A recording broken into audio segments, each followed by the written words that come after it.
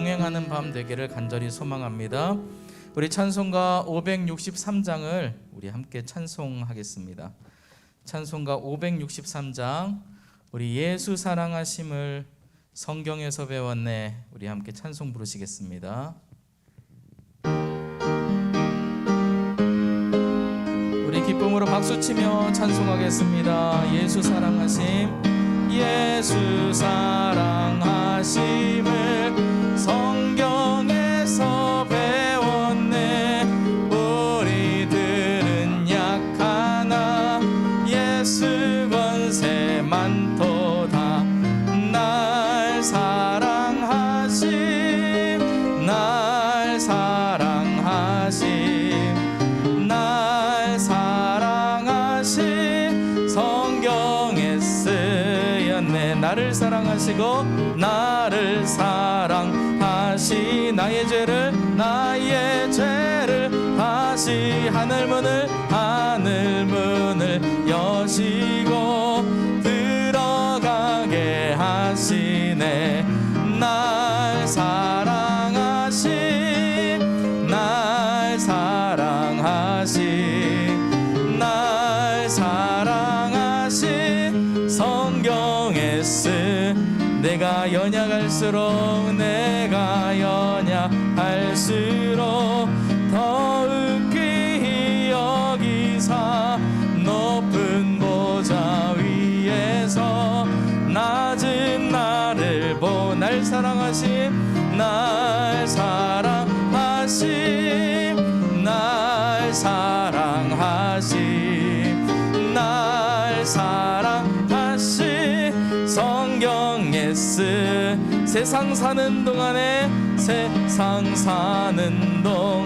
나와 함께 하시고 세상 떠나가는 날 천국 가게 하소. 나를 사랑하심, 날 사랑하심, 날 사랑하심 성경에 쓰였네. 내가 연약할수록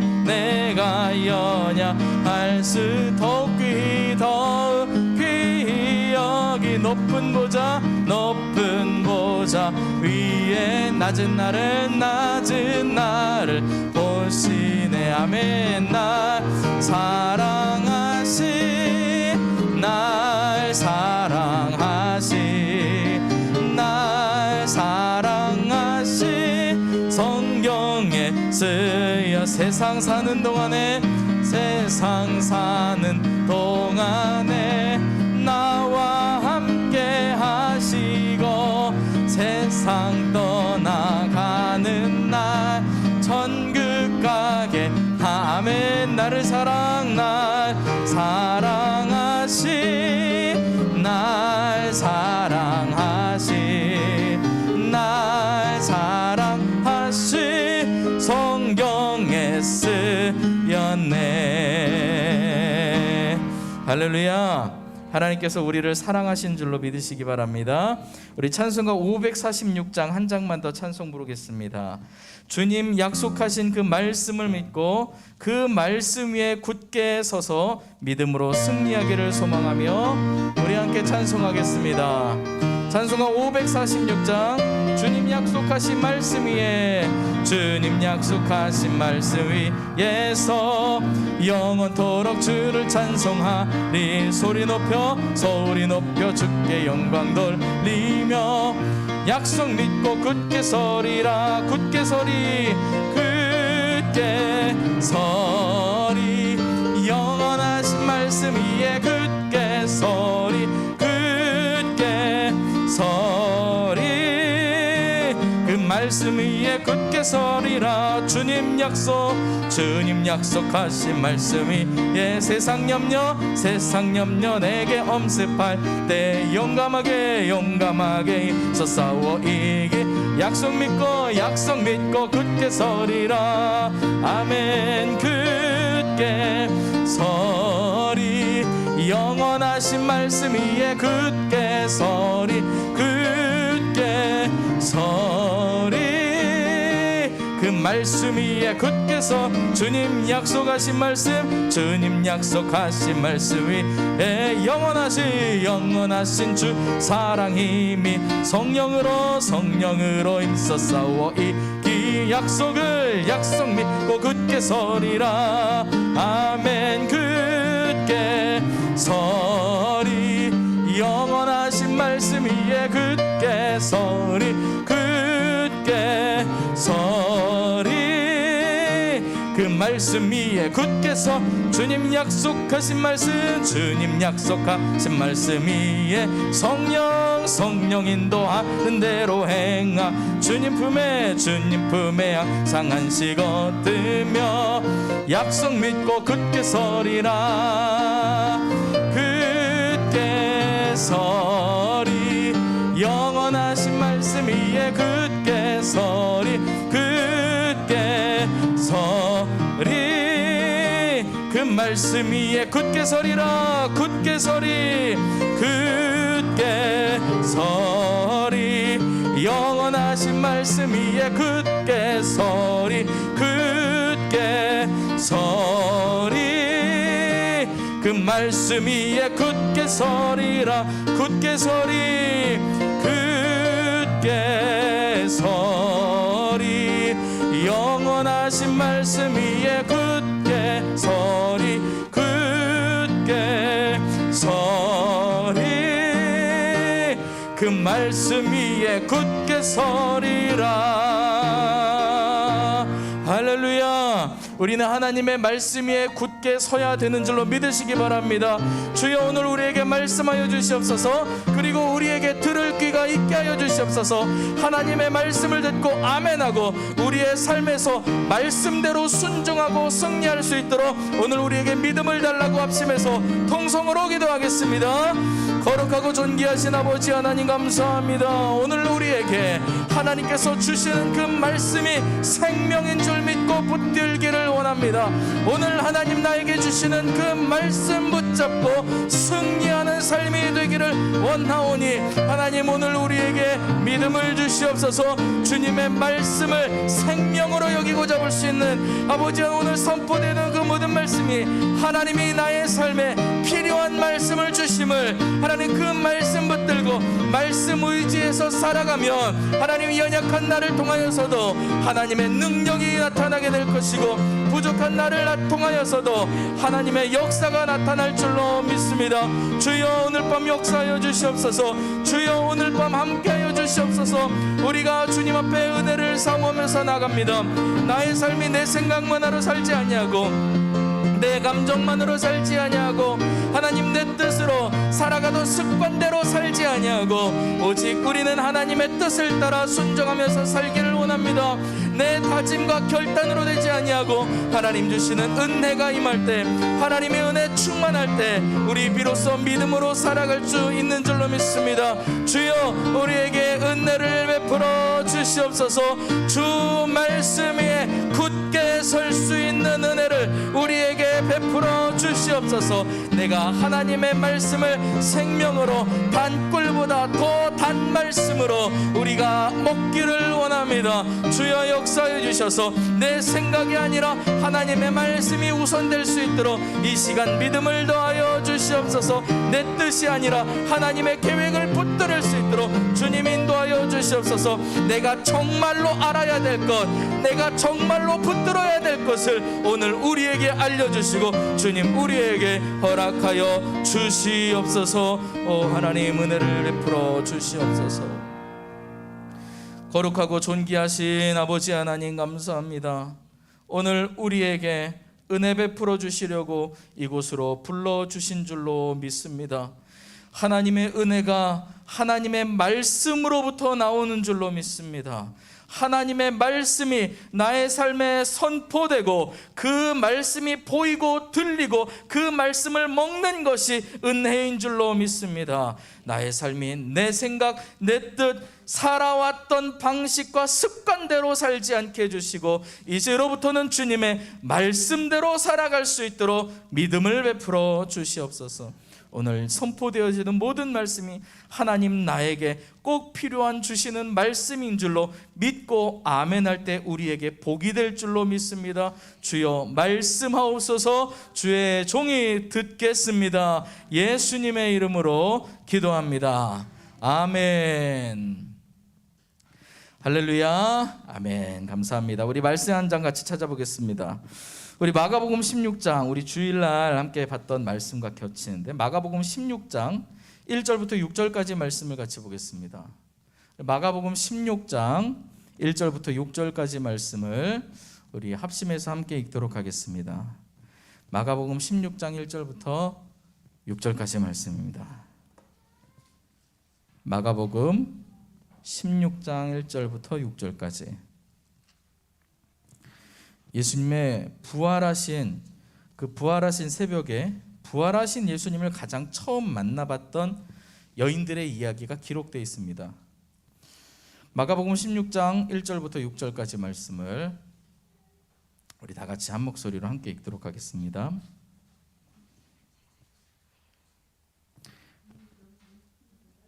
네, 마가복음 16장 1절부터 6절까지 말씀.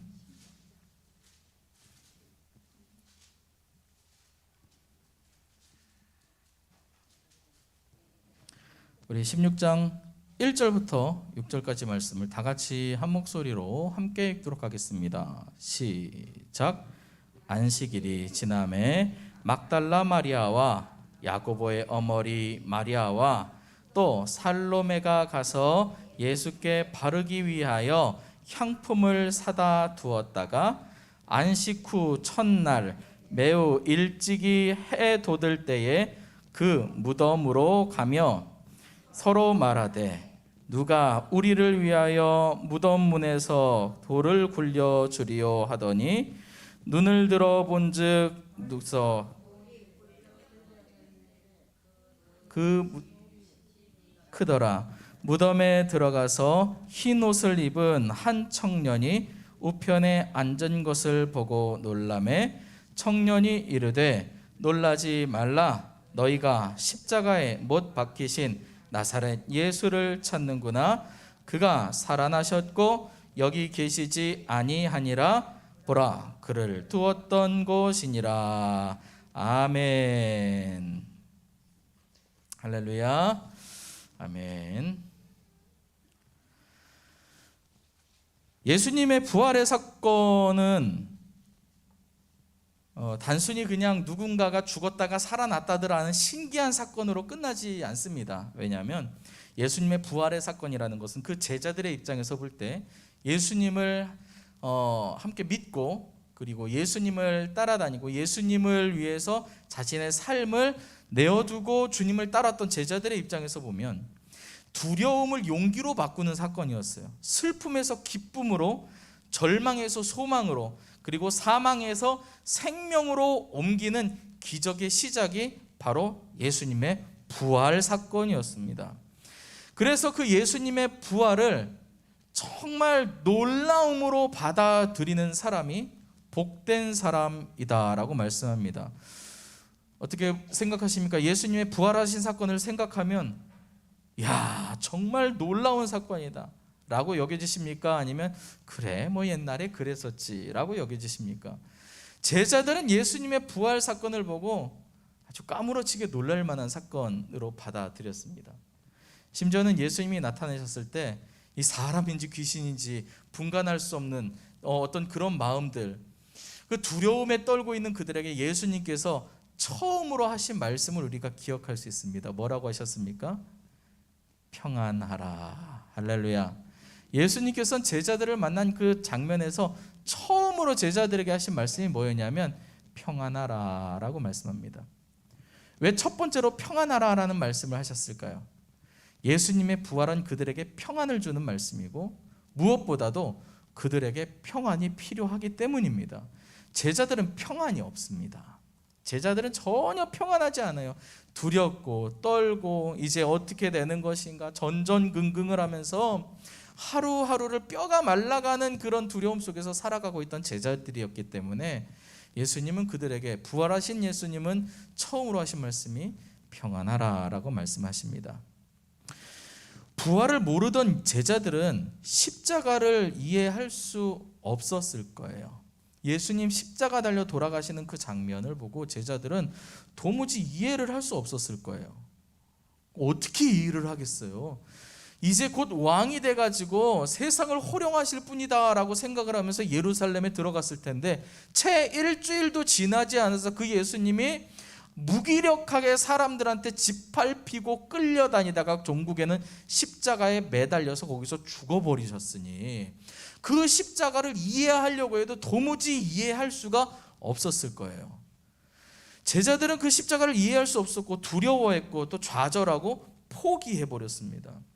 그들이 포기했다라고 하는 단초가 어디서 나와요?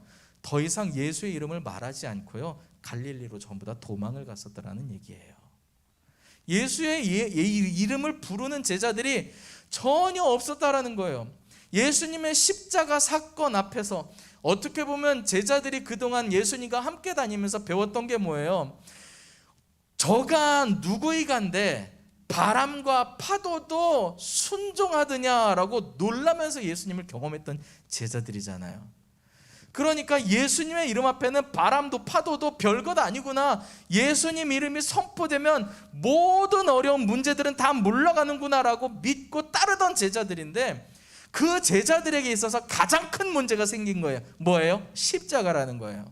그 제자들이 지금까지 경험하지 못했던 가장 큰 문제거리가 생겼는데 그게 십자가예요. 그런데 성경 아무리 찾아봐도요, 그 십자가 사건의 현장에서는요, 제자들이 예수의 이름을 부르는 게 단 한 번도 나오지가 않는다라는 게, 그게 참 문제라는 거예요. 사랑하는 성도 여러분, 문제가 생긴 게 문제가 아닙니다. 문제가 생겼을 때 예수의 이름을 부르지 않는 것이 문제입니다. 우리는 예수의 이름을 항상 부를 수 있기를 간절히 축복합니다. 어쨌든 이 부활을 모르는 제자들에겐 그 십자가라는 것은 그런 것이었어요. 본디 십자가라는 것은 죄인의 것입니다. 죄인의 것이고, 죄에 매여 있는 인생이 결국 어떻게 되는지를 분명하게 말해주는 게 십자가다라는 거예요. 로마서 3장 말씀에는요, 모든 사람이 죄를 범하였음에 하나님의 영광에 이르지 못하였다라고 말씀을 합니다. 다시 말해서 우리 모두가 십자가라고 하는 형틀 앞에서 자유롭지 못하다라는 거예요. 다 죄인이라고 성경은 이야기를 하고 있어요. 나도 죄인이고 너도 죄인이고, 저기 좀 괜찮게 사는 사람 보이는데 그도 죄인이다라는 거예요. 사람 중에서 죄인이 아닌 자는 단 하나도 없는데, 문제는 로마서 6장에서 죄의 싹은 그 죄의 결과를 뭐라 그러냐면 사망이요 라고 말씀을 하고 있다라는 거예요. 죄 때문에 얻게 되는 그 결과물이 뭐예요? 사망, 죽음이라는 거예요. 멸망, 절망, 실패, 좌절, 낙심, 이런 것들이 다 십자가다라는 거예요. 제자들이 그 십자가, 예수님의 십자가 앞에서 두려워 떨면서 낭망하고 좌절했던 그 모든 것이 사실은 다 십자가의 결과물이라는 거예요.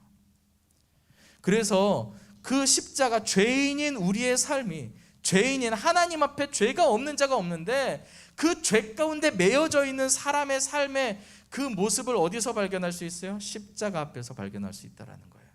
십자가란 그런 거구나.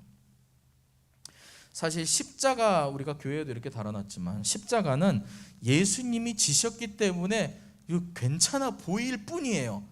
십자가, 교회 저녁에 보면 오시면서 교회 보면 보이지만 불도 켜지잖아요. 교회마다 빨간 십자가, 하얀 십자가, 어디는 뭐 색깔이 막 바뀌는 뭐 희한한 십자가, 이게 다 요새는 또 달더라고요.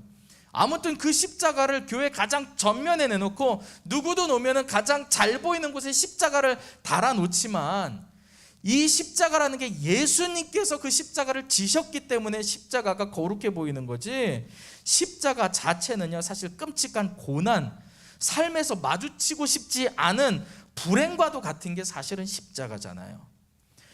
죄 가운데 사는 사람의 모든 삶은 결국은 다 십자가와 같다라는 겁니다. 그리고 종국에는 심판대 앞에 우리는 다 서게 되기 때문에 십자가의 형벌에서 스스로 벗어날 수 있는 길이 전혀 없는 사람, 모든 사람은 다 다 결국은 십자가 앞에 만날 수밖에 없게 되더라는 거예요. 우리는 다 십자가 앞에 만날 수밖에 없습니다. 그런데도 불구하고 우리는 십자가를 바라본다라고 이야기를 합니다. 어떻습니까? 교회에서 항상 듣는 얘기가 주님의 십자가를 붙잡으십시오. 십자가를 바라보십시오. 어떤 상황에서도 주님의 십자가를 포기하지 마십시오. 십자가, 십자가, 심지어는 십자가라는 노래도 부르잖아요. 십자가, 십자가, 내가 처음 볼 때에 나의 마음에 큰 고통 사라져. 그런데 이 2000년 전 당시에 그 사람들에게 물어보세요. 십자가, 십자가, 내가 처음 볼 때에 나의 마음 두려워 떠네. 이게 십자가라는 건데, 원래는 우리는 그 십자가를 바라본다라는 거예요. 십자가에 구원이 있다, 십자가에 생명이 있다. 도대체 십자가에 무엇가 있기에 십자가가 구원이고 생명이고 이런 얘기를 하는 것인가?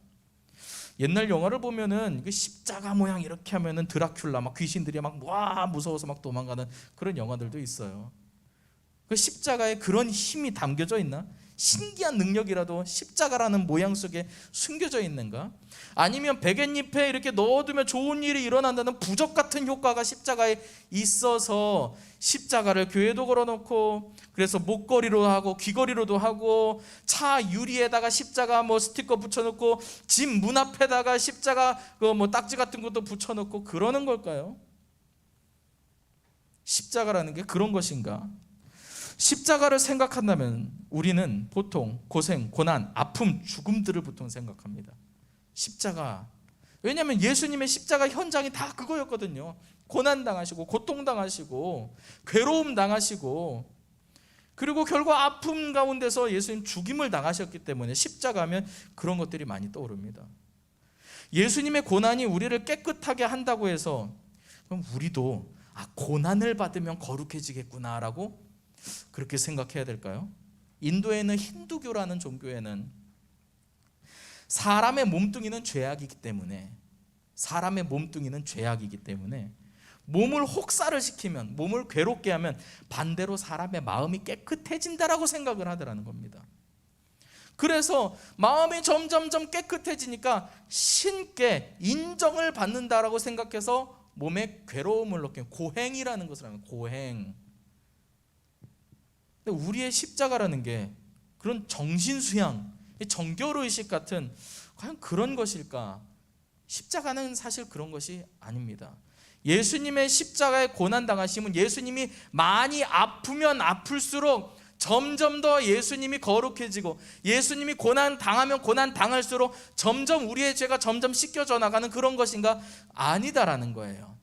아픔의 크기 때문에 십자가가 의미가 있는 게 아니에요.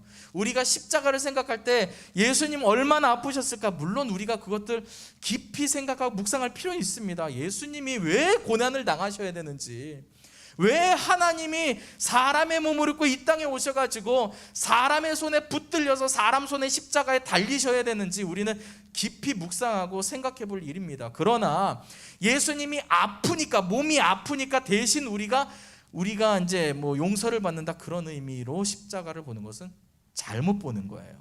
잘못 보는 거예요. 누가복음 9장에는요 또 무리에게 이르시되 아무든지 나를 따라오거든 자기를 부인하고 날마다 자기 십자가를 지고 나를 따를 것이다 이렇게 말씀을 하세요.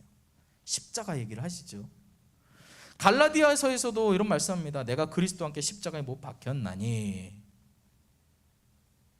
그런데 그 뒤에 뭐라고 나오면요 그런즉 이제는 내가 산 것이 아니요 오직 내 안에 그리스도께서 사신 것이라. 조금 전에 드렸던 그 누가복음 9장에서도요 뭐라 그래요? 나를 따라오거든 자기를 부인하고 자기 십자가를 지고 나를 따를 것이니라. 여기서 핵심은요 십자가라는 게 핵심이 아니에요. 십자가가 핵심이 아니라 십자가를 지고 나를 따라오는 게 핵심이에요. 예수님을 따라가는 게 핵심이지 나 십자가에 지금 고통당하고 괴로움당하고 나 충분히 힘들게 살고 있고 그거 별로 중요하지 않아요. 그거 하나도 안 중요해요. 사실 십자가를 지는 이유는 뭐냐면 예수님께서 그 십자가 가운데 계시기 때문에 십자가를 지는 거지 십자가 자체가 대단한 능력이 있는 게 절대 아닙니다. 사랑하는 성도 여러분, 혹시 성경책이 뭐라고 생각하십니까? 이 성경책, 하나님의 말씀은 살아있는 하나님이시고, 이 말씀이 기록된 이 책은 성경책인데, 그럼 이 성경책이 하나님이십니까? 아니에요. 이 성경책 쓰다가 해지고 다 낡으면 어떻게 돼요? 버려요. 근데 이거 버릴 때 마음이 좀 찜찜하지요. 성경 다 쓰고서 이거 성경 이제 새로 바꿔야 되는데, 이 성경 어떻게 버리세요 혹시? 이렇게 해가지고 분리수거 그 종이에다 이렇게 넣으시나요? 아니면 이게 그냥 일반 폐기물 쓰레기에다 이렇게 넣고 버리시나요? 그래도 상관은 없는 거예요. 그런데 왠지 마음이 좀 이렇게 하면 안 될 것 같은 마음이 있기는 합니다만, 그런 마음은 우리 하나님을 존중하게 여기는 거지, 이 책을 존중하게 여기는 건 절대 아니라는 거예요. 이 책은 그냥 책일 뿐이에요. 아무것도 아닙니다. 종이와 천, 가죽으로 만들어 놓은 물건일 뿐이지만, 우리가 이 책에 적혀 있는 이 말씀을 보고 말씀을 따라가기 때문에 하나님의 백성이라고 하는 것이에요. 성경책을 정말 귀한 거다라고 겉에를 가죽으로 감싸고 금박을 입혀가지고 깔끔하게 모아서 이렇게 자쿠로 잠가가지고 집에 서랍에다 넣어놓고 단 한 번도 꺼내지 않는다면 그거는 아무런 의미가 없는 거예요. 성경이 될 수 있는 때는 언제요? 우리가 그 말씀대로 순종하면서 살 때 성경이 성경되는 거지요. 십자가가 진짜 십자가이려면요, 십자가 같은 고난을 당하는 게 십자가가 아니라 그 고난 속에서도 불구하고 예수를 따를 때 십자가라는 겁니다. 예수를 따르지 않는 고난은요, 그냥 생고생일 뿐이에요. 그런 짐은 예수님도 성경에서도 뭐라 그래요? 다 내려놔라. 너희 짐은 무겁고 내가 너에게 주는 짐은 가벼우니라고 말씀을 하세요. 고생하는 게 중요한 게 아니라 네 짐은 내려놓고 예수님, 내가 주는 그 짐을 져라 라는 것이지요. 그게 십자가다라는 것입니다. 아이고, 종이가 바뀌었네. 여기 있구나. 그래서 그리스도와 함께하지 않는 십자가, 예수님이 빠져있는 십자가는요, 그냥 불필요한 짐덩어리고요, 쓸모없는 나무 조각에 불과합니다.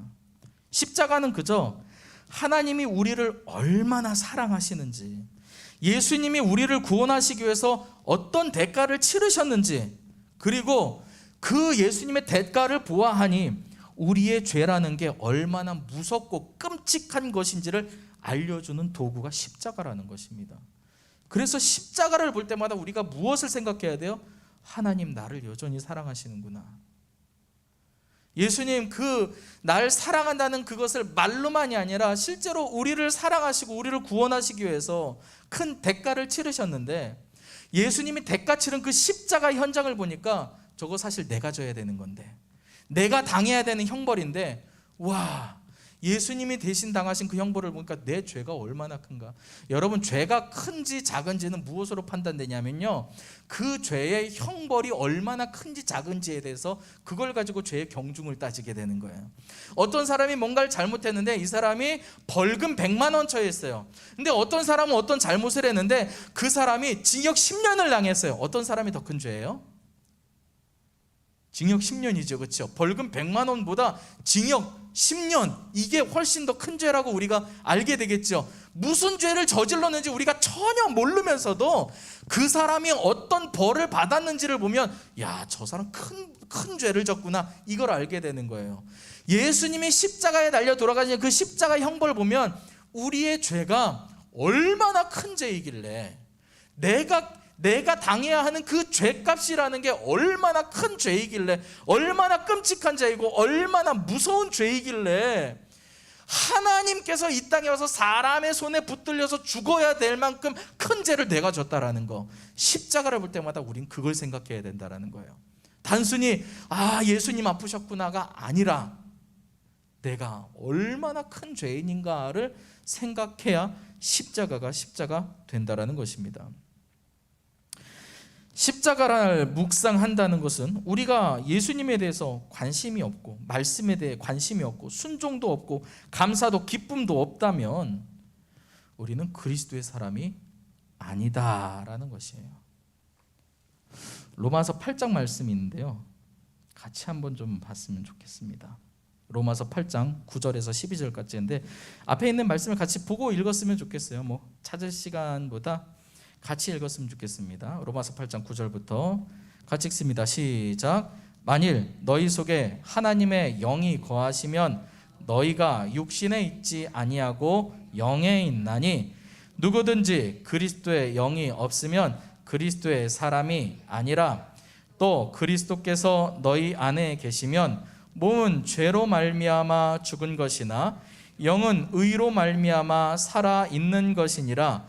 예수를 죽은 자 가운데서 살리신 이의 영이 너희 안에 거하시면 그리스도 예수를 죽은 자 가운데서 살리신 이가 너희 안에 거하시는 그의 영으로 말미암아 너희 죽을 몸도 살리시리라.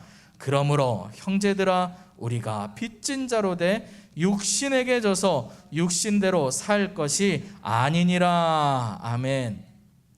이게 성경이 말하고 있는 십자가라는 거예요. 우리가 붙들 십자가가 바로 이겁니다. 뭐예요? 육신대로 살지 않는 것, 영으로 사는 것, 이것이 바로 십자가다라는 겁니다.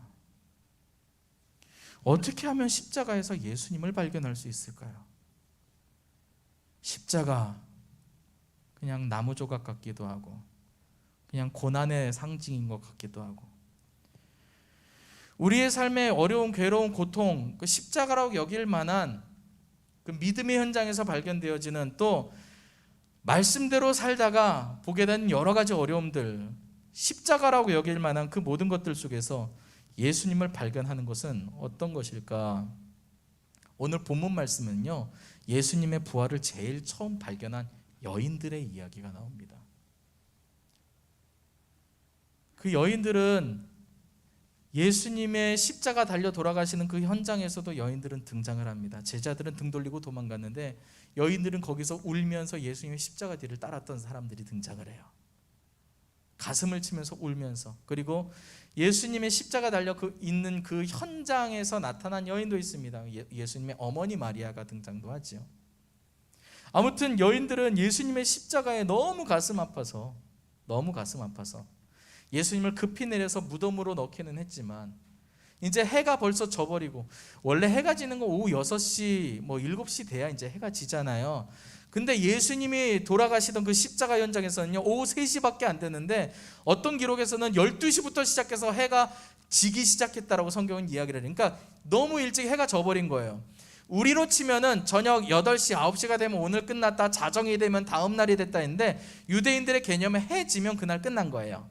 해가 지면 날이 끝나 다음 날로 넘어가야 되기 때문에 안식일이 돼버리는 거예요. 그래서 안식일 날에 죄인을 어떻게 처리를 할 수, 시신을 처리할 수 없으니까 급하게 예수님의 시신을 그냥 그대로 장례 치를 여유도 없이 그냥 넣어버린 거예요. 무덤 안에다 넣어버린 거예요. 우리나라에서도 장례를 치를 때 한여름에, 이거 전통적인 장례가, 옛날에 장례 한여름에 치를 때 여러 가지 많은 어려움들이 있어요. 수많은 기법들을 사용하기도 하고. 왜냐하면 병풍 뒤에 시신을 두는데요, 한여름에 병풍 뒤에 시신을 두면 어떻게 돼요? 하루 이틀 지나도 벌써 부패가 시작이 되니까. 우리나라가 여름이 습하고 덥기 때문에 부패가 그래서 우리가 경험적으로 혹시 알 수도 있어요. 유대인 사회가 엄청 더운 그 중동 지역에 시신을 하루 이틀을 그냥 둔다라고 하는 건 어떤 일이에요? 금방 부패해버리기 때문에 원래 장례를 치를 때는 그 몸에다가 향품을 다 바릅니다. 시신을 두고 시신의 몸에다가, 온몸에다가 향품을 꼼꼼하게 다 바릅니다. 왜요? 방부제 같은 거예요, 그게. 그래서 시신이 장례 치르는 동안 마르지 않게, 장례 치르는 동안 시신이 부패하지 않도록 향품을 바르는데, 그날은 저녁도 안 됐는데 해가 벌써 떨어져 버렸어요. 해가 빛을 잃어버렸어요. 그리고 향품을 바를 새도 없이 무덤에다 넣어놨는데 이 여인들이 그게 마음에 너무 걸리는 거예요. 어떡하지? 예수님 시신이 들어가 버렸는데 몸에다 향품이라도 발라야지, 장례 기간 동안이라도 예수님의 시신이 좀 보존이 될 텐데 걱정 근심하고 있어요. 다음날 가면, 근데 다음날 못 가요. 왜요? 그날은 안식일이기 때문에.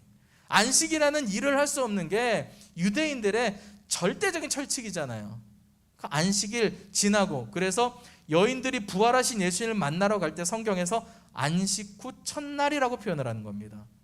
안식 후 첫날 새벽 미명에 여인들이 와가지고 예수님의 몸에 향품을 발라야지라고 가면서 무슨 이야기를 나누냐면, 오늘 본문 보니까 누가 우리를 위해 무덤에서 돌을 굴려주나 이렇게 걱정을 하면서 가고 있는 거예요. 가기는 합니다. 향품들을 막 챙겨가지고 예수님 몸에다가 어디 향품 이제라도 바르면 좀 혹시 괜찮을까 해서 가는데, 생각해 보니까 거기 큰 돌이 있는데 그 돌이 2톤짜리잖아요. 어떻게 굴리나? 그걸 어떻게 열지? 거기 그 지키고 있는 로마 병사한테 말을 해봐야 택도 없을 거 아니에요. 거기다가 돌을 놓고 인봉을 했어요. 인봉이라는 게 뭔지 아죠? 이거 열면은 떼졌다는 표시가 나오는 거. 인봉해놓고 병사, 군인이 와서 절대 아무도 들어가지 못하도록 지키고 있는데 저거 어떻게 여나, 그거 걱정 근심하면서 여인들이 예수님의 무덤으로 갑니다. 근데 예수님의 무덤으로 갔는데 무슨 일이 일어났어요? 눈을 들어 본즉 벌써 돌이 굴려져 있는데 라고 얘기를 합니다. 엄청난 돌인데 그 돌이 벌써 굴려져 있어요. 무슨 생각이 들었을까요? 처음으로 드는 생각이 뭐였을까요? 야, 예수님 살아나셨구나. 아니요. 절대 그런 생각이 쓸 리가 없습니다. 왜요? 여인들을 향해서 천사가 와서 뭐라고 말하냐면, 너희가 십자가에 못 박히신 나사렛 예수를 찾는구나 라고 얘기를 해요. 이 천사들이 비로소 그는 여기 계시지 않고 살아나셨다라는 말씀, 부활을 선포했을 때 비로소 그 여인들이 이야, 예수님이 부활하셨구나 아는 거지. 돌이 굴려져 있는 걸 보고 처음으로 들었던 생각은 이게 도대체 무슨 일인가. 두 번째, 누가 벌써 예수님의 시신을 훔쳐가기라도 했단 말인가, 온갖 생각이 들었을 거예요. 그러나 예수님은 살아나셨고, 예수님을 넣었던 무덤의 큰 돌도 결코 예수님을 가둘 수가 없었다는 것을 믿으시기 바랍니다. 누가 돌을 옮겨줄까 이 고민하는 그 여인들, 근데 답이 나오나요? 어떠세요? 여러분들이라면 누가 돌을 굴려줄까? 누구한테 부탁하겠어요? 제자들 다시 불러올까요? 갈릴리로 다 도망간 제자들한테 가가지고 저기 돌 좀 어떻게 좀. 누굴 부르겠어요? 군인들한테 부탁하겠어요? 아, 니놈들이 시체를 훔치러 간 니놈들이구나, 붙잡아라. 누구한테 도대체 부탁을 하겠어요? 부탁할 사람이 없어요. 방법이 없는 대화입니다. 해결책이 없는 대화만 하고 갈 뿐입니다. 그런데도 불구하고 예수님의 부활을 만나게 됐다라는 것은, 그들이 예수님 분명히 살아날 거야 라고 하는 이런 방법, 이런 것을 꿈꾸며 가지 않았음에도 불구하고 부활하신 예수님을 첫 번째로 만나는 영광을 얻게 된 것은 단 하나입니다. 그들은 단지 예수님을 사랑하는 마음으로 갔기 때문에 그렇습니다. 우리가 믿음으로 산다라고 하는 것, 십자가를 진다라고 하는 것은, 십자가는요 답이 없으니까 십자가예요. 해결할 길이 있으면 그 십자가라고 누가 그러겠어요? 그거 다 헤쳐나갈 힘이 나한테 여력이 있으면 그거 누가 십자가라 그러겠어요? 해결할 방법이 없는 게 십자가고, 극복할 길이 없는 게 십자가고, 이겨낼 힘이 없는 게 십자가니까 그 십자가를 앞두고, 그러나 그 여인들은 예수님을 사랑하는 마음 그 한 가지만 가지고도 그 자리 갔을 때 부활을 경험한 줄로 믿으시기 바랍니다. 그 몸에 향품이라도 바르려고 하는 그 마음, 도대체 그 사랑은 어떤 사랑인가? 요한일서에서는요, 하나님이 우리를 사랑하시는 사랑을 우리가 알고 믿었나니 하나님은 사랑이시라. 사랑 안에 거하는 자는 하나님 안에 거하고 하나님도 그 안에 거하시느니라 라고 말씀을 합니다. 우리가 하나님을 사랑한다는 것은요, 하나님이 우리를 사랑하신다라고 하는 이 말씀을 믿는 거라는 거예요. 누가 먼저 사랑했어요? 우리가 먼저 하나님을 사랑했나요? 아니요. 우리가 아직 죄인 되었을 때에 그리스도께서 십자가에 달리는 그 사건으로 하나님이 우리를 사랑하시는 그 사랑을 확증하셨다라고 말씀합니다. 누가 먼저 사랑하신 거예요? 하나님이 나를 먼저 사랑하셨어요.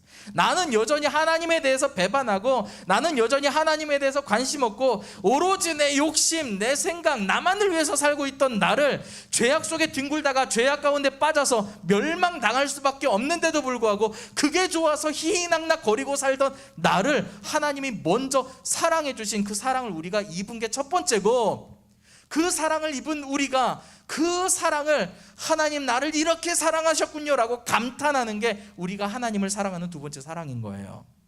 여인들이 예수님의 무덤을 찾은 이유는 뭡니까? 예수님을 사랑해서라는 겁니다. 어디서 그 사랑이 나왔을까요? 예수님은 사실 흠모할 것 하나도 없다라고 성경은 기록해요. 잘생겼다라는 얘기 절대 나오지 않습니다. 예수님이 풍채가 좋구나, 그래서 뭐 키가 남들보다 더 크고, 야, 예수님 용모가 붉고 아주 아름답고, 이런 말씀 전혀 안 나옵니다. 오히려 예수님에 대해서 성경이 묘사할 때 뭐냐면 예수님 볼만한 거 하나도 없더라라고 성경은 얘기를 해요. 잘생기지도 않았고요, 덩치가 크지도 않았고요, 그리고 부드러운 천의 옷을 입은 것도 아니고, 예수님 보면은 누가 첫눈에 봤을 때는 볼품없는 사람 이렇게 보일 거라는 거예요. 그 예수님을 도대체 뭘 보고 사랑을 할까? 예수님이 인기 스타이기 때문에 사랑할까? 위대한 능력자이기 때문에요? 아니요, 그게 아닙니다. 여인들은 예수님의 사랑을 알아요. 막달라 마리아가 오늘 등장을 하는데, 이 막달라 마리아에 대한 기록이 어디서 나와요? 7 귀신 들려서 비참한 인생을 살던 그 여인. 7 귀신이 들렸어요.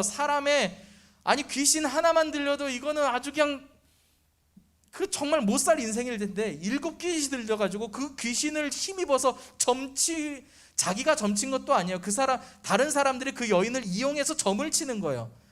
그러니까 자신의 인격 안에는 7 귀신이 들어가지고 내 인격도 다 파괴가 됐고, 자신의 삶은 뭐예요? 남들이 데리고 와가지고 점치는데 이용하는 도구로 살아가던 사람이 막달라 마리아라는 거예요.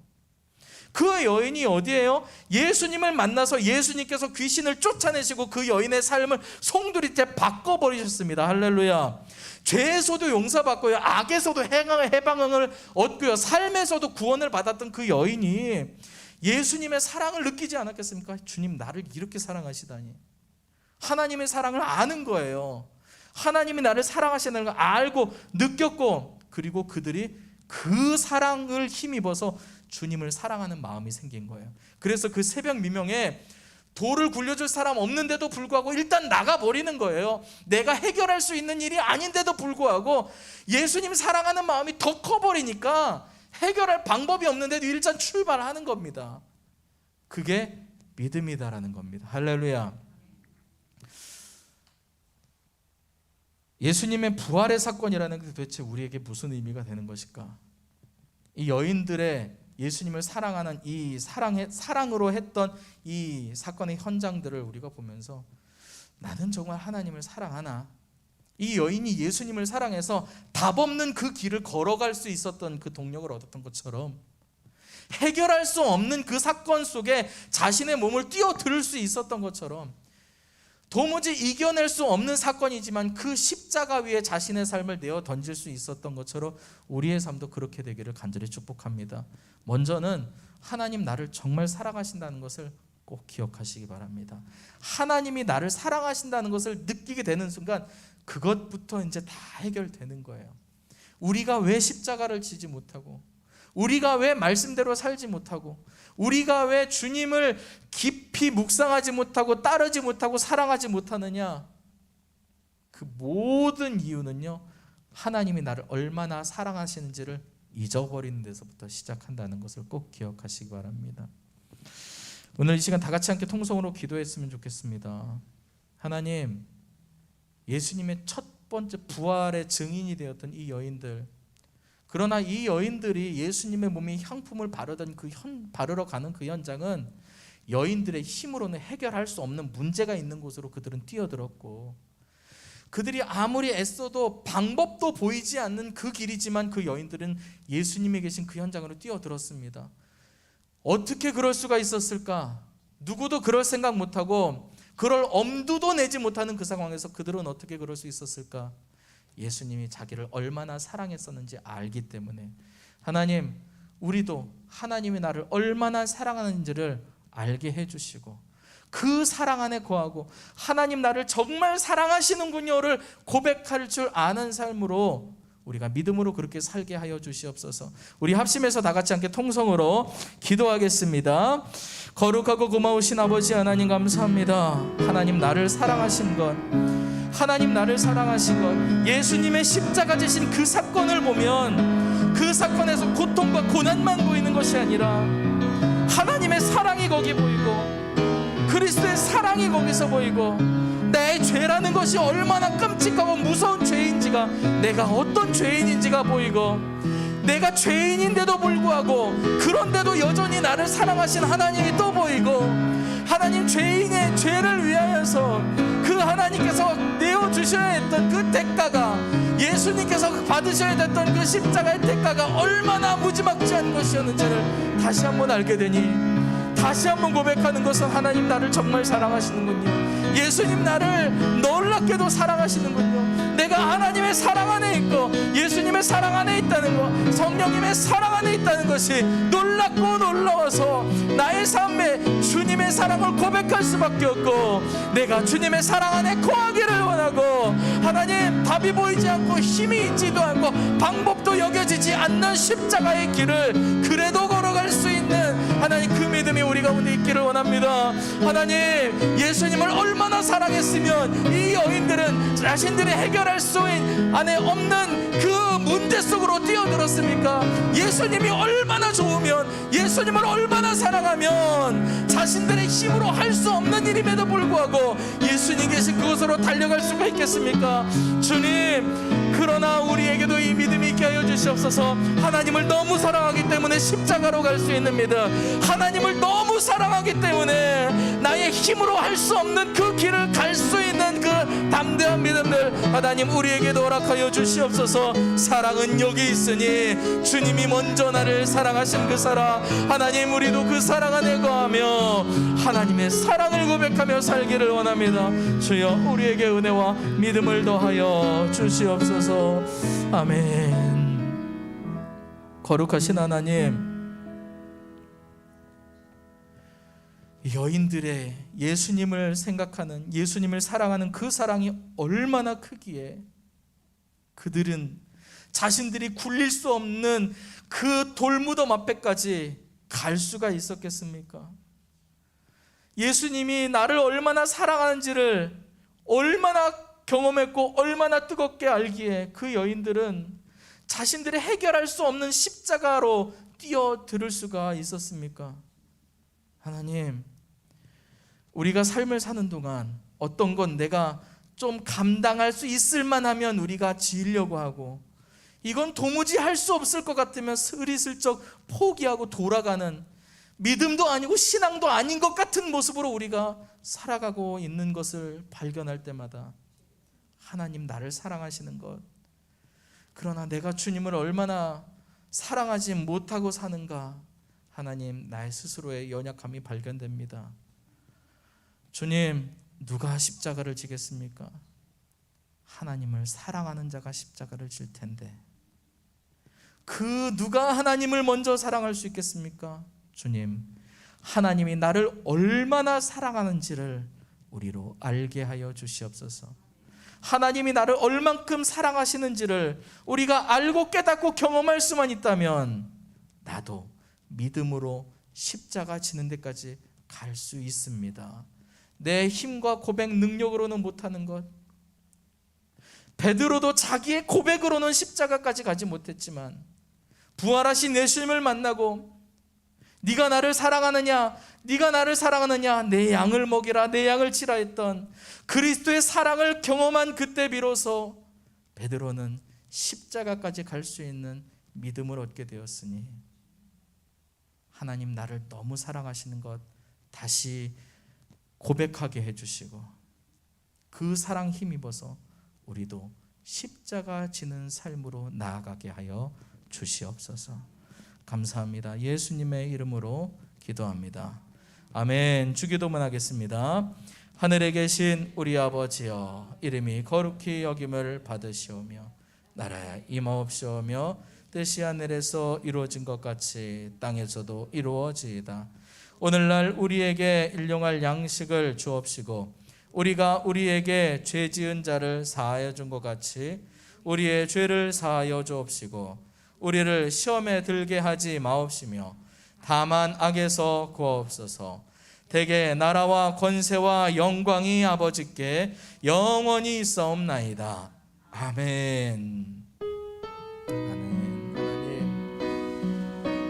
하나님의 사랑을 입은 자가 비로소 하나님을 사랑할 수 있습니다. 세상 그 어떤 것들을 다 잊어버린다고 해도 나의 삶에 하나님 사랑을 잊지 않게 해주시고 내 삶에 아무리 척박하고 어려운 환경에 처했을지라도 그곳에서도 그리스도의 사랑을 붙잡을 수 있는 은혜를 베풀어 주시옵소서. 예수님의 이름으로 기도합니다. 아멘.